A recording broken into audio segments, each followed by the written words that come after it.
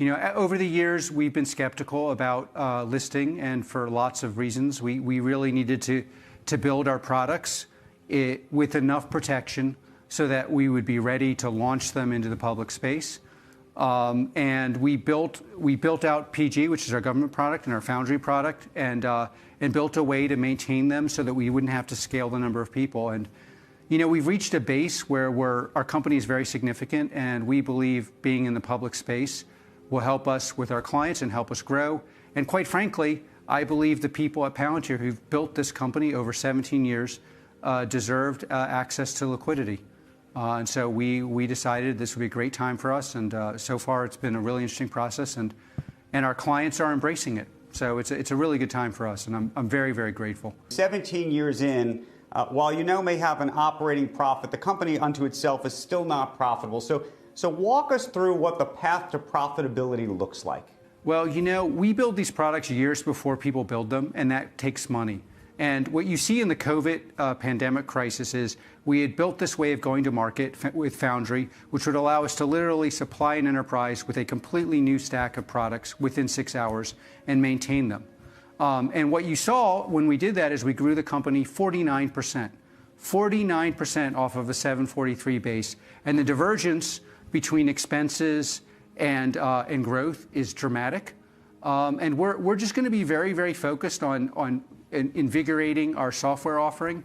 But when you're growing 49% off of a 740 base, I think that's a pretty strong indication of what the future could hold.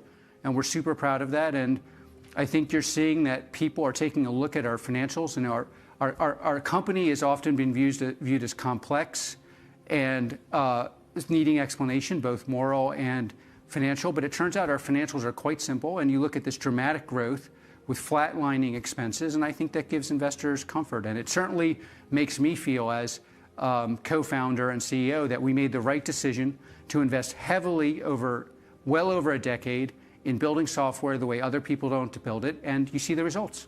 What I can tell you is we are very, very focused on building software a long time before other people building it, supplying it, and I think that our first half of the year growth will be reflective of the future. And if I'm right, that will answer all of your interesting questions, and we'll see how we do. I'm right. Quite confident we'll do well. I think what the investors are seeing is they're asking the question at this point. They used to ask, is this a company that builds software for the government, and how do they build it? Of course, we always sold this as a license. Then they saw our margins in the first half of the year around 80%. So I think the real debate now has moved significantly away from, is this software, is this services? Because although people think we're very smart, we're not smart enough to get 80% margins off of a services company.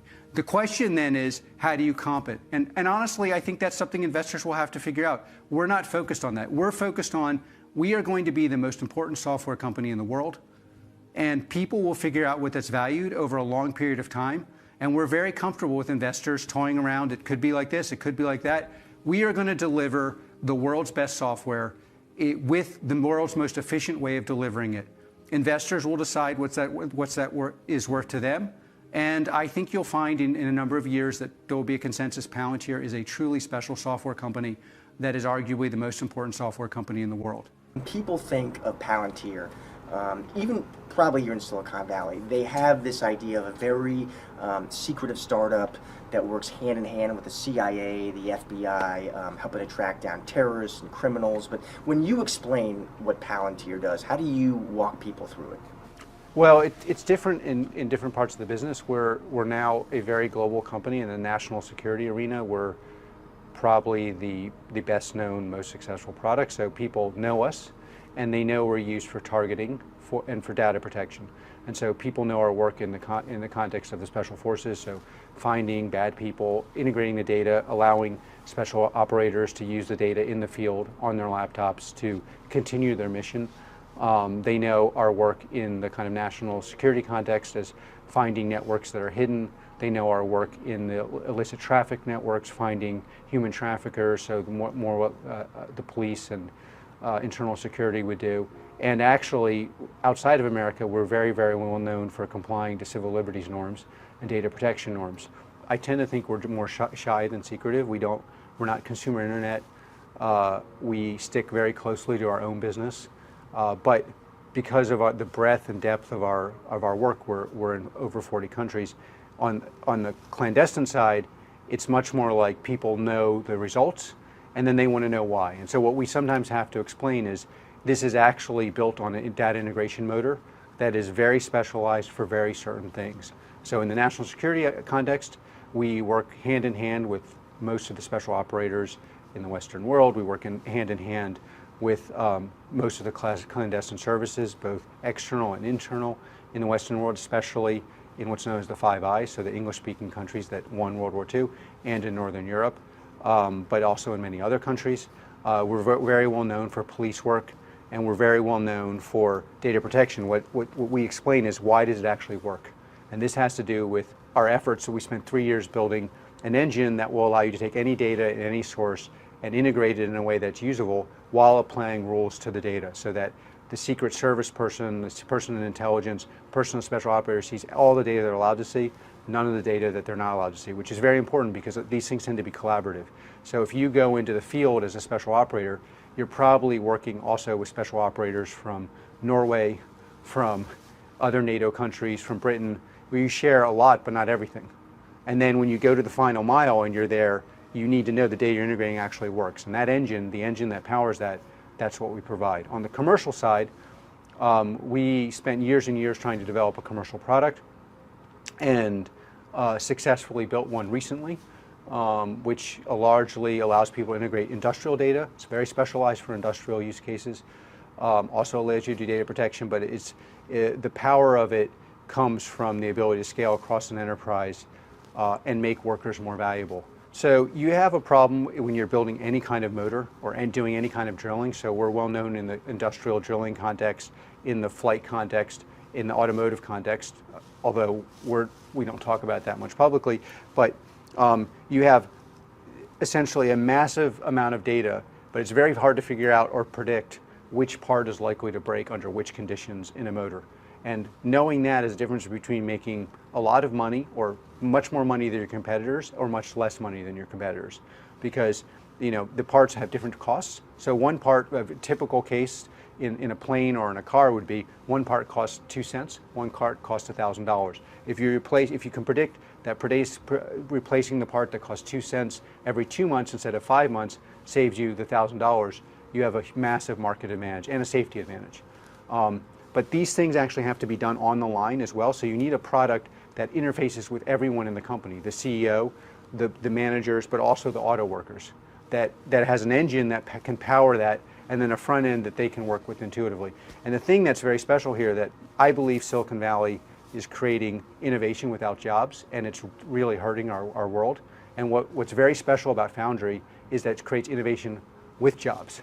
So the factory worker, there's 1,500 people at Chrysler using our product. 1,500 people who are technical, but they're not PhDs in computer science or math.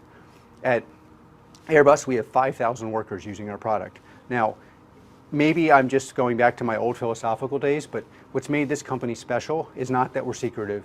It's not that we're an enterprise software. It's that we've been very focused on fighting terrorism with data protection, and what we're recently now very focused on as well is innovation with jobs. Now, why should we care? Well, because if you don't have jobs, you're not going to have democracy.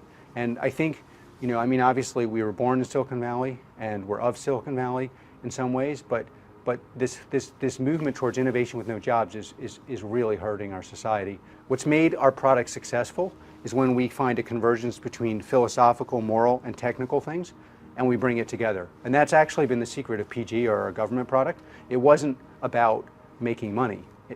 Sure, we're a business. We like making money. It was about how can we make sure the special operator comes home with legs. And that really is motivating. And so on the commercial side, really finding something where workers can use the product. And once the worker starts using the product, they're really valuable. Because the worker on the front line can begin to do something that heretofore that no worker could do. Actually, a computer alone can't do it, because the computer, it's a factorial problem. Computers are not capable of actually doing this yet. Maybe they will be in 10 years, but by then the worker will be so good that maybe they're irreplaceable. So your point, Alex, is that Silicon Valley tech companies should be doing more to promote job creation and Palantir software is helping that effort? Well, I mean, you're being diplomatic. I think they should do more to stop destroying jobs. And we're doing innovation with jobs. The West Coast of America is eating up every job on the planet. And that's a problem for our society.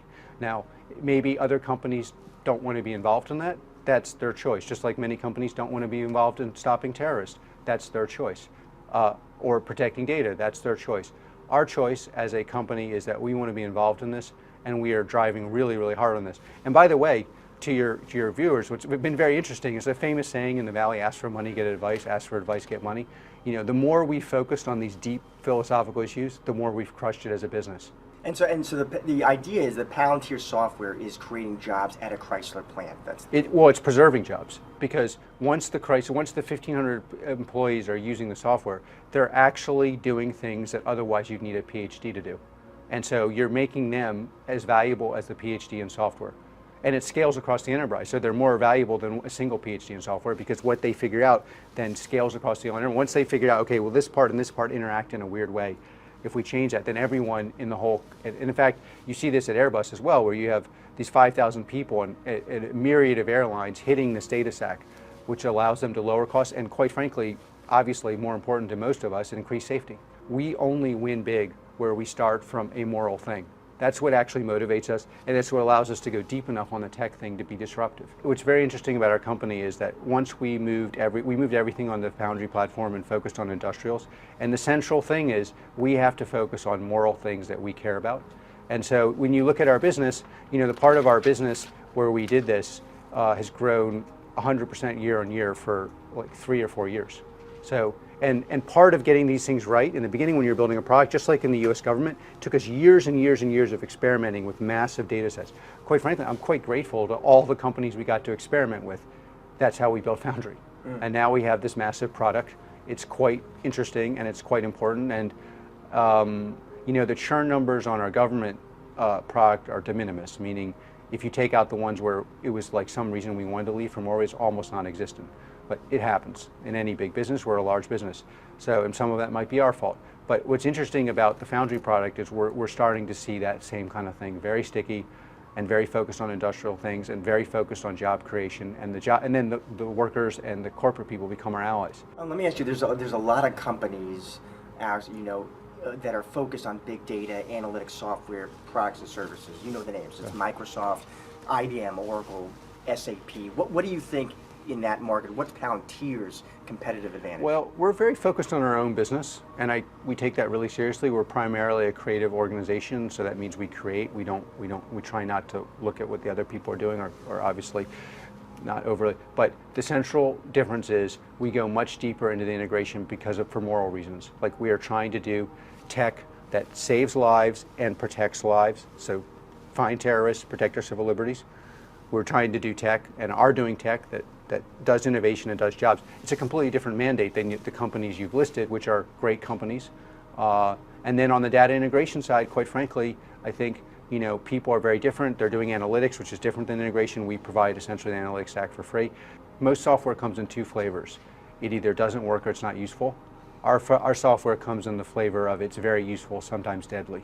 Because we've been quote unquote secretive, people always assume that we're different than what they expect, maybe sometimes positive, maybe sometimes negative. What they will be surprised at is how a creative company can create margins that are significantly better than what people normally say. Talk to the clients, look what we're doing, look at our track record for delivering.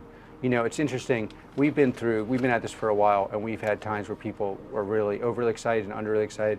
There's a time where people are underestimating what we're doing, and that time will be gone very quickly. And by the way, we wouldn't be where we are except for these articles, because people make no effort to compete with us. You know why? Because they don't understand how well we're doing. We're stopping terrorism with data protection, and we're doing innovation with jobs. And you know what? You'll find that the lagging indicator value of that is much bigger than people realize, and they will find that out too. Alex, thank you for doing this. Thank you for having me. So this was a very big year for you. We signed a number of huge contracts. This is true. We did very well. So what happened? Well, you know, I guess the longer version is about 5 years ago, we looked at our product offering and decided to rebuild our core offering for the government, start with a commercial product, which can be used in commercial and government, and revitalize our strategy of going to market. and we saw the results last year, but dramatically this year. And so that ended up with two very, very large contracts that are public, a number of contracts that are not public, and a mission impact that I think we're very proud of. And just so we're clear, that's, at least publicly, $1.5 billion in new contracts with the U.S. government. That's true. Can you speak about those contracts? Well, two of them are public. One of them is to essentially give the DoD a global operating system in software with on a timeline that otherwise wouldn't be realistic, so transform the way decisions are made inside what amounts to the largest data organization in the world on a timeline that is very, very aggressive. Another is a little more classified, and we're just pouncing forward. The core mission of our company always was to make the West, especially America, the strongest in the world, the strongest ever been, and for the sake of global peace and prosperity. And we feel like this year we really showed what that would mean. How much of the business today do you believe is being driven by the government work versus the corporate work? Well, in the last couple of years, most of our revenue has been commercial. Most of our clients have been government. Our government work inside and outside of America is so strong because of how it compounds that it's gone from being 60-40 commercial government to probably 50-50. The mission impact of our government work is the thing we are obviously the most proud of. And how has the past year, this sort of larger geopolitical conversation around decoupling, what has that meant to the business? Well, you know, decoupling and strict regulation is a bonanza for Palantir. When we looked at what should be done with data 15 years ago, most people weren't thinking about it, and instead of thinking of this simplistic problem of aggregation of data, we thought about data as how can you aggregate and disaggregate. Disaggregation meaning how can you have silos while at the same time being able to call up at a granular level what you're allowed to see in that silo. And what does that mean at a political level? As countries and states both need to have a horizontal view but want to have a more vertical view, they need a software platform that can allow, say, two countries to work together without sharing all the information, or two jurisdictions to work together, or two companies that, for example, a global company will have data stores in America and data stores in Europe where only a subset can be shared. And our architecture is quite frankly built to deal with that, and was built 15 years ago to deal with that, and revitalized 5 years ago. So this decoupling world combined with regulation, quite frankly also combined with deep skepticism towards consumer internet in the Valley, is very much helping us. I want to get to the deep skepticism of the Valley in just a moment, but I wanted to ask you specifically about the protests this year, about your work for ICE and that ICE contract and what it's meant for your business. We, as everyone who's followed our company knows, we take what amounts to strong but often controversial positions. Our position of our company from the beginning was we were going to make America and the West stronger and safer by integrating world-class software into what amounts to legacy data systems. One of our contracts is at ICE, and we started this contract under Obama, and obviously there is a lot of concern, legitimate concern, about what happens on our border, how it happens, and what does the enforcement look like. Certainly, it's a de minimis part of our work, finding people in our country who are undocumented, but it's a legitimate, complex issue. My personal position is we acknowledge the complexity. The people protesting, whom I respect, should also acknowledge the complexity. Is this an issue that is controversial and complex enough that the small island in Silicon Valley that would love to decide what you eat, how you eat, and monetize all your data should not also decide who lives in your country and on what your conditions? There are elections, there are rules, they should be enforced. A transfer of one presidency to another, and the view of Silicon Valley that we get to decide should not be the way these things are decided. Of course, this led to protests. My house has been protested for many months, almost every day. Our offices have been protested. Many Palantirians who do not just follow what I say, but are critical people, protested against it internally. Some people were so upset about it that they left. These are very hard decisions. I respect the people that decide they can't be involved in this, but we have a position. And are you comfortable, though, with the Trump administration's approach on the border? Look, everybody who knows me personally like you knows that I've been a card-carrying progressive my whole life. My family is progressive. I have a degree in what amounts to progressive thought. Obviously, there are many things I would do differently, and I've never stopped being critical of this administration. I'm not planning to vote for this administration. So there are things I do differently. The core issue, though, is who decides. And to the people who want to reduce the complexity, it's commonly known that our software is used in operational contexts at war. Do you really think the warfighter is going to trust a software company that pulls the plug because something becomes controversial with their life? Currently, when you're a warfighter, your life depends on your software. They will never trust you if you pull the plug just because you're unpopular. How do you make decisions about which government allies to work with? If they are in the West broadly defined, and if the rule of law has a check and balance system, we work within the context of the law. If it's other countries, they have to either be allied with America, or we give them a special way of deciding what we're going to do. Concrete, if you're Germany, France, America, Sweden, Japan, it's a very quick process. If you're a country, say, that's not one of them, we want to know, what are you doing with the software, how are you doing it, and we make it very clear their checks and balances. I'll make it more complicated. Yeah. So Saudi Arabia clearly considered an ally of this country. The administration's made that very, very clear, and yet just over the past 48 hours, there's been a huge question about whether the leader of that country was using malware in Jeff Bezos's telephone. First of all, we've always made the decision not to be involved in intrusive software, so offensive attacks in the cyber context, precisely this context, because in the cyber context, intrusive infiltrations are questionable often and are done almost ubiquitously. But if we were involved in that country and in those things, this would be a very serious discussion. It happens we're not involved, and so it's not a serious discussion. But we do talk very seriously and with consequences with our non-Western ally countries. Do you think it's plausible that he sent malware to hack Jeff Bezos' phone? I don't know the details. I do know that it's plausible that a nation state can hack your phone fairly quickly. Any phone. Let me ask you a separate question. You have reportedly taken over Project Maven from Google, which was a very controversial program in Silicon Valley. Well, I can't discuss the specifics of a classified program, but I can say if this were true, I'd be very proud.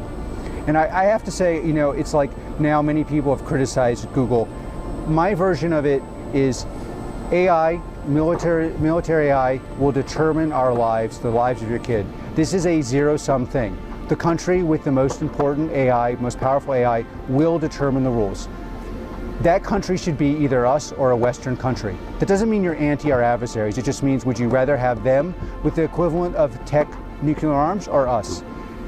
If a company decides not to work with the US government on this, I think we all need to understand why, and they need to guarantee they're not implicitly or tacitly transferring our.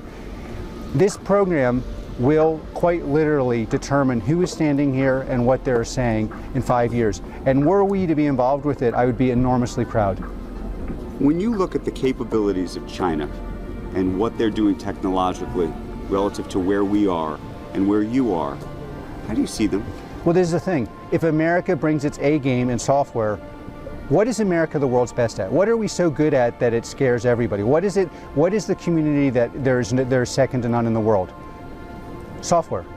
So if we bring our A game, we will win. If we bring our D+ game, because most people in the Valley live on an island where this seems like a questionable project, they will win. Our A game wins, our C game loses. We've had long conversations about privacy over the years. There is a new debate about Apple's phone and whether that phone should be opened in the context of terrorism.